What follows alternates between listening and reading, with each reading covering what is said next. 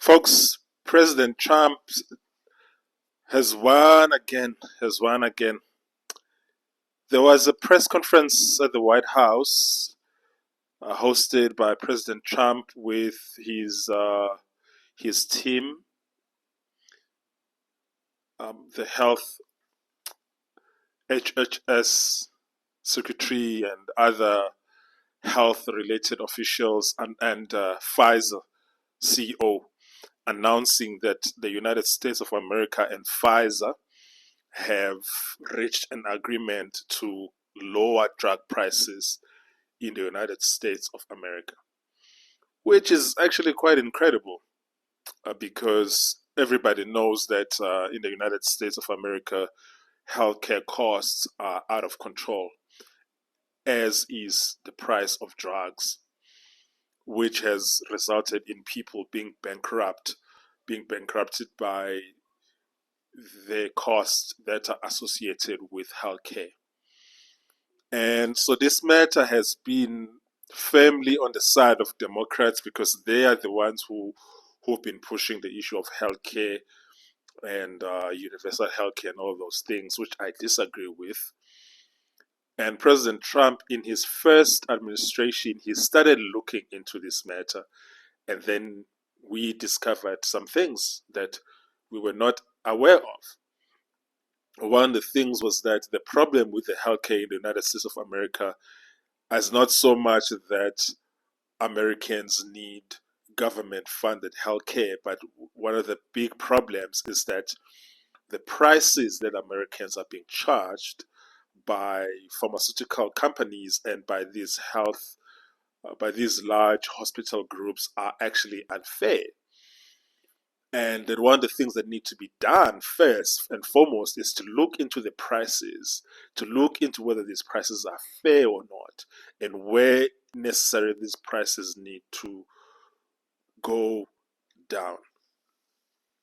One of the things that people need to understand about prices of any good or service that is provided in the open market is that prices are often affected by the structure of that particular market. And when we say the structure here, we mean, is this market a free market? Is there ready competition? And in order for there to be competition, there needs to be many companies that are competing. And one of the ways in which companies compete in a market is they compete for customers by price.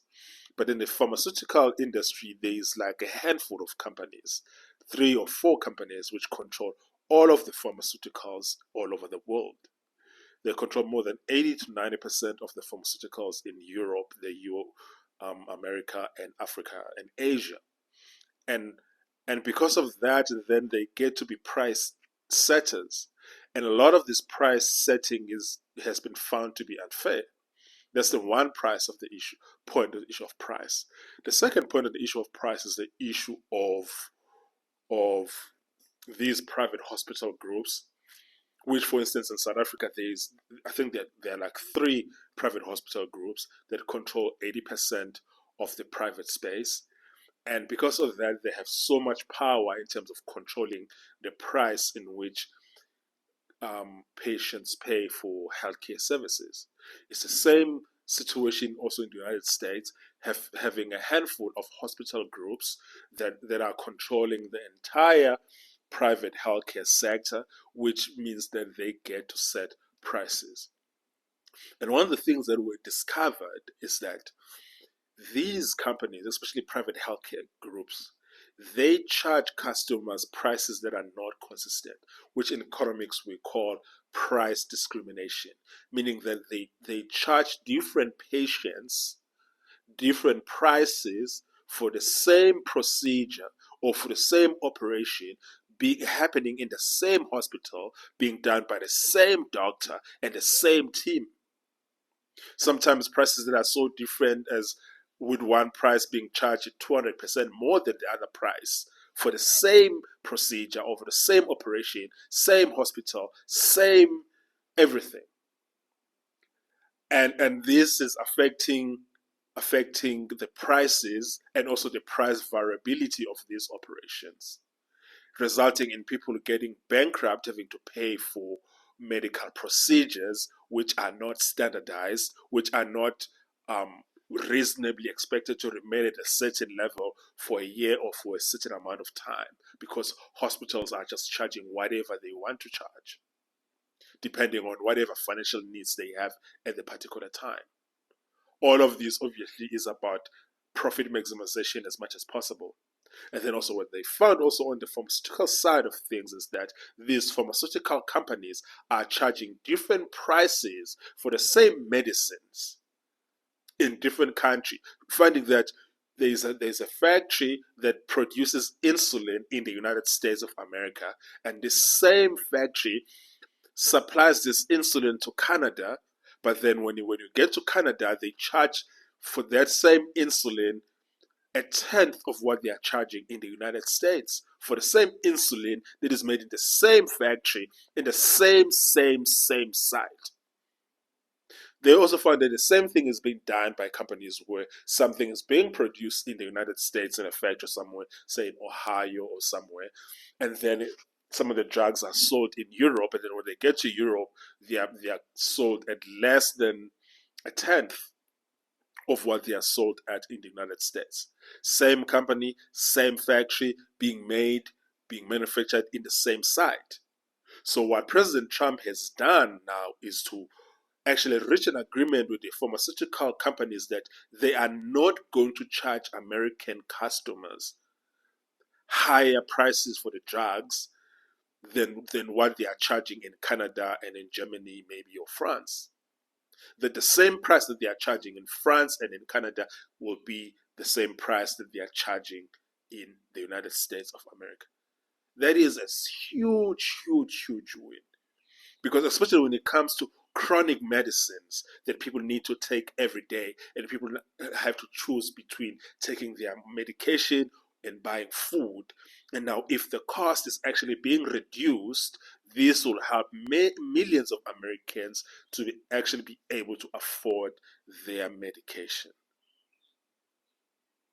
And why this is a better approach to dealing with this issue of healthcare is that when you when you introduce government funding in a situation like this, when you don't even understand why the price is the way that it is, you actually end up subsidizing private sector greed, as it is happening in the sector of higher education in the United States of America. As soon as the Department of Education started subsidizing education, we started seeing the price of higher education in the United States rise and increased by more than 500%, because now the government is putting money into a situation which has not been fully understood in terms of why the price is the way that it is.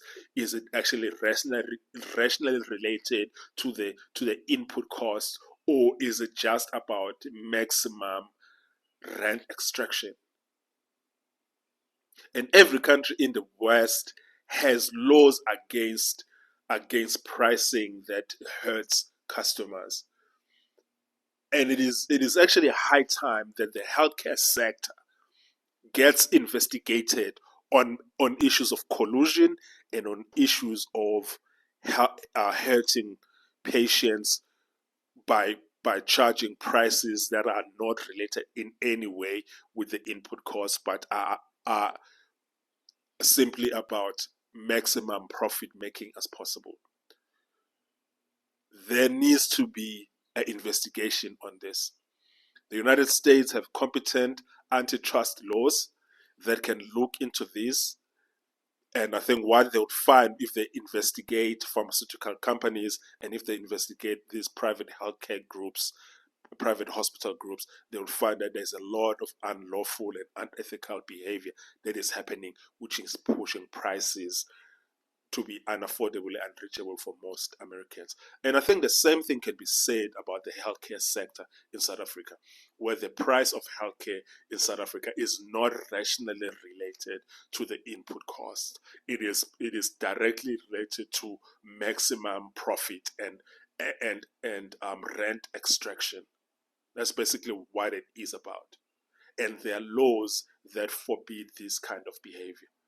And as someone who believes in free market capitalism, I don't believe that the private sector has permission to charge whatever it wants, even if the chargings that they are charging to the customer is not rationally related at all to their input costs, and it is not related at all um, in terms of what it costs them to bring a product to the market. Because if we can calculate how much it costs you to bring the product to the market, including the cost of R&D, by the way, then you can actually put markup that is rational and realistic. But it seems to me that on the healthcare space, the markups that are being added are actually exploitative, and you cannot then be asking for government to be funding something of whose price you actually don't understand why it's the way that it is. So something has to be done with regards to the private hospitals to look at their pricing structures to see if there is no collusion there, and to see if there is no unethical and illegal behavior happening there. And something has to be done also with regards to pharmaceuticals to also check if there isn't any collusion, to also check if there's any illegal and unethical behavior and a violation of antitrust laws. That's really something that, because once we've done that, then we can look further in terms of what can be done to better the healthcare sector. And that could also mean that some of these companies need to be broken up, just as the US Standard Oil was broken up. Because if companies are so large that it is hurting customers, there is a legal precedence of breaking them up. And I am of the view that you need to break companies up if you have evidence that they are hurting customers. I don't have any problems with companies that are large and so I'm not opposed to a company being large for the sake that it's just large. I'm opposed to companies being large and using their size to hurt customers. If it can be objectively measured that you are using your size to hurt customers, which is why we have anti-monopoly laws and we have antitrust laws to actually quantify behavior like that. That's really where I would like to see things going. I would like to see more private hospital groups being formed so that there's more competition, and I would like to see more pharmaceutical companies being formed so that there's more competition on that space. And if that can't be done, some of these companies will have to be broken up into two, some will have to be broken up into three. There is no other way, because the way that healthcare is being conducted in the United States of America and in South Africa, by the way, it is unconscionable, actually. It is unconscionable, but I wouldn't support this thing of universal healthcare where you are charging people income tax rates that are 50%, 60%, so that you can provide this socialized healthcare. I don't support that. I can never support that. But with that said, I think what President Trump has achieved right now is actually a great win for the American people, for the working class, for the day-to-day Americans. He is doing everything in his power to make the lives of American people better, which is what a president is supposed to do. Make the lives of your people better. Try to find innovative ways to make better the lives of your people. That's all that one can ask for from a president or any leader of any country. And that is what President Trump is doing. And God bless him.